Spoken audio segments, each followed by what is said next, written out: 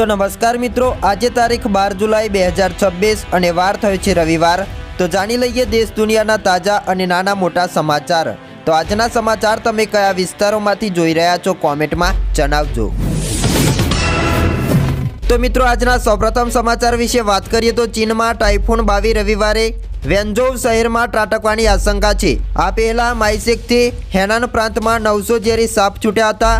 Taiwan અને જાપાનમાં વિનાશ સર્જી ચીન તરફ આગળ વધી રહેલા આ વાવાઝોડાના કારણે અત્યાર સુધીમાં 39 લોકોના મોત પણ થયા છે।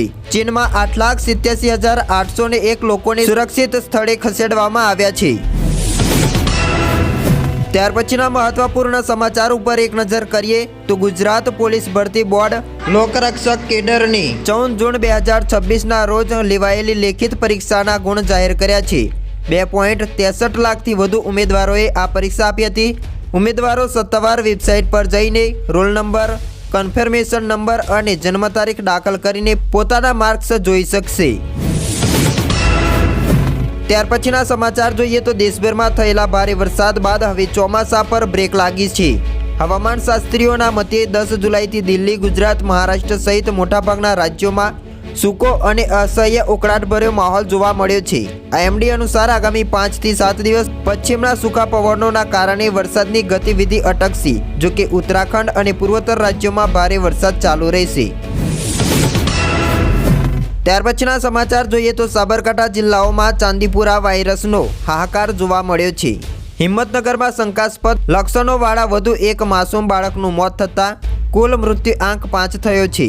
26 જૂનથી હિંમતનગર સિવિલ હોસ્પિટલમાં 7 બાળકો દાખલ હતા, જેમાંથી એક સ્વચ્છ થયો અને એકની હાલત ગંભીર છે। આરોગ્ય વિભાગે પોશીના વિસ્તારમાં 46 ઘરોમાં ડસ્ટિંગ અને ફોકલ સ્પ્રેઇંગની કામગીરી શરૂ કરી છે। ત્યાર પછીના મહત્વના સમાચાર ઉપર એક નજર કરીએ તો સુરત સહિત દક્ષિણ ગુજરાતમાં ભારે વરસાદના કારણે શાકભાજીના ભાવમાં તોતિંગ વધારો જોવા મળ્યો છે।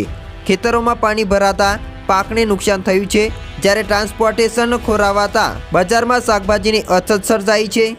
કોબીજ, ટામેટા જેવા શાકભાજીના ભાવ બમણા થતાં ગૃહિણીઓનું બજેટ પણ ખોરવાયું છે। આગામી દિવસોમાં ભાવ વધુ વધવાની પણ શક્યતાઓ છે। ત્યાર પછીના સમાચારો વિશે વાત કરીએ તો શિક્ષકો માટે સુપ્રીમ કોર્ટના ટીઈટી ફરજિયાત કરવાના ચુકાદાથી નારાજ ગુજરાતના હજારો શિક્ષકો ગઈકાલે 11મી જુલાઈના રોજ ગાંધીનગર ઉમટી પડ્યા હતા। અમદાવાદ, સુરત, રાજકોટ સહિતના રાજ્યભરમાંથી આવેલા શિક્ષકોએ સરકાર સામે જોરદાર દેખાવો કર્યો છે। 2010 પહેલાંના શિક્ષકો ટીઈટીમાંથી મુક્તિ અને જૂની પેન્શન યોજનાનો લાભ આપવાની મુખ્ય માંગણીઓ હતી। પોલીસે ચુસ્ત બંદોબસ્ત ગોઠવ્યો હતો। ત્યાર પછીના સમાચાર ઉપર એક નજર કરીએ તો વડાપ્રધાન નરેન્દ્ર મોદીએ ન્યૂઝીલેન્ડના ઓકલેન્ડમાં ભારતીય સમુદાયને સંબોધિત કર્યા હતા। આ કાર્યક્રમમાં તેમણે 30 વર્ષ જૂનું મફલર બતાવી પોતાના ભૂતકાળની યાદો તાજી કરી હતી। પીએમ મોદીએ ભાવુક થઈને જણાવ્યું હતું કે જ્યારે તેઓએ સામાન્ય વ્યક્તિ હતા ત્યારે પણ ન્યૂઝીલેન્ડે તેમને અપાર સન્માન અને પ્રેમ આપ્યો છે। તેમણે ભારત ન્યૂઝીલેન્ડ સંબંધોને મજબૂત ગણાવ્યા છે। ન્યૂઝીલેન્ડની વાકા પરંપરાનો ઉલ્લેખ પણ કર્યો છે। હવે પછી સમાચાર વિશે વાત કરીએ તો ટાઇફૂન 22ની અસરથી કેટલાક વિસ્તારોમાં 39 ઇંચ સુધીનો વરસાદ પડી શકે છે। આટલો બધો ભારે વરસાદથી મિત્રો નદીઓમાં પૂર, શહેરોમાં જળબંબાકાર અને પહાડી વિસ્તારોની અંદર ભૂસ્ખલનનું જોખમ પણ વધ્યું છે। તેથી જાપાન, ચીન અને તાઇવાનમાં હાઈ એલર્ટ જાહેર કરવામાં આવ્યું છે। લોકોને સુરક્ષિત સ્થળોએ પણ ખસેડવામાં આવ્યા છે। હવામાન નિષ્ણાતોએ જણાવ્યું છે તે મુજબ આ વાવાઝોડું આગામી કલાકોમાં વધુ તીવ્ર બની શકે છે, જેના કારણે ભારે વરસાદ, પૂર, ભૂસ્ખલન અને ફૂંકાતા પવનની સ્થિતિ સર્જાવાની શક્યતાઓ છે। આ સંજોગોમાં ત્રણેય દેશોની સરકારોને સાવચેતના પગલાં વધુ કડક બનાવ્યા છે। ત્યાર પછીના સમાચારો વિશે વાત કરીએ તો ચાલુ સિઝનમાં અત્યાર સુધીમાં રાજ્યમાં સરેરાશ વરસાદની સ્થિતિ ચિંતાજનક રહી છે।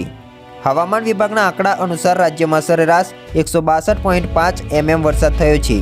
રાજ્યમાં સરેરાશ વરસાદમાં 13% ઘટ નોંધાઈ છે, જોકે સરેરાશ 187.2 mm વરસાદ થવો જોઈએ। ત્યાર પછીના સમાચારો ઉપર એક નજર કરીએ તો હવામાન નિષ્ણાત અંબાલાલ પટેલની આગાહી સામે આવી છે।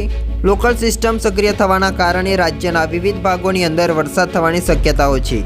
આ દરમિયાન 13થી લઈને 14 જુલાઈએ બંગાળની ખાડીની અંદર એટલે કે બંગાળના ઉપસાગર પણ સક્રિય થવાની શક્યતાઓ વ્યક્ત કરી છે. 17થી લઈને 19 જુલાઈ આ દિવસો દરમિયાન મિત્રો આકાશમાં છૂટા છવાયા વાદળો જોવા મળી શકે છે. તો 23 જુલાઈએ રાજ્યના કેટલાક ભાગોમાં ખાસ કરીને દક્ષિણ ગુજરાત હોય, આહવા, ડાંગ, વલસાડ અને નવસારી સહિતના વિસ્તારોમાં ભારે વરસાદ પડી શકે છે.